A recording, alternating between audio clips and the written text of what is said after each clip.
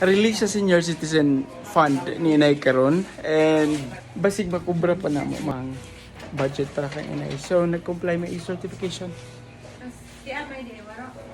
So i-try na mo og claim kung makuha pa na mo. Buti, gulay! Walay kwarta, makaluya. To get the barangay certification, tan-aw na to ni karon.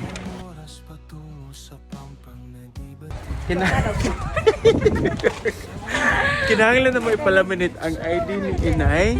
Oh goodness. Na may xerox sa iyang death certificate o sa iyang ID. Pero ang tanaw nilang ID, pangitaan mig ID sa ipalaminate na mo ID karon. Ah, sa ka mo to ko. Ganyan kasi try lang na mo claim karon kung makuha na mo. Palaminate na niya sa iyang certification, sa iyang ID. Kaya mo ID pangalan dito. Let's see. Laminated. Inay. Shout out sa Bong. Wala kikwakay ko eh.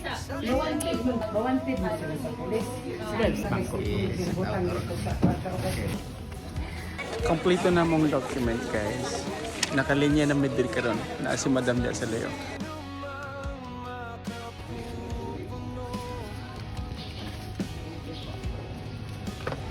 Na-release na siya guys. Thank you so much. DSWD, taking kayo salamat. And of course, ito lang yung nag-assist sa mga karon. Taking kayo salamat po. Ikaw na pagbayad, panguli naman na sila. Natalo, narinog karon to kung magbayad. Kamak inay ko eh, kaamay ta kwarterli ba? Senior citizen. Thank you. Thank you so much. Sang, taking salamat. Thank you, Sang. Thank you guys. So I wanted to share this to everyone who still have parents right now. Kay isa ni sa mga challenges nga among naagyan atong pagkamatay sa akong duha ka ginikanan nga everyone. Okay, ang pinakauna gini sa ang financial.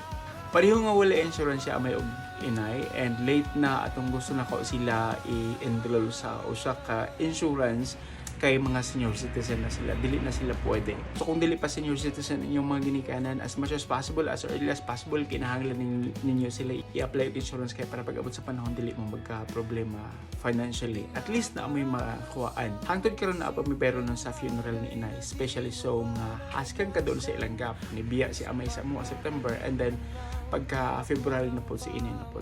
So kung naapa mo yung mga ginikanan karon, especially kung batanan pa niya, pwede pa ninyo i-enroll, i-apply sa mga insurance, life insurance company, himuan ninyo as early as possible. And one thing nga kanang gusto gina ko i-share sa inyo, it's okay that you can provide, you can share, financially support your parents, pero nagkinahanglan, mas gikinahanglan nila ang inyong time.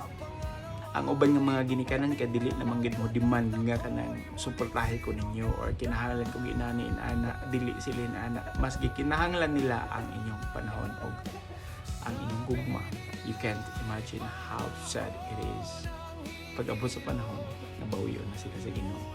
And sa masakang giingon, mas dali pa i-deal ang kamingaw kaysa magbasol ka tungod kay interest na apang imong mga ginikanan, wala maghimo ang inyong responsibilidad isip anak.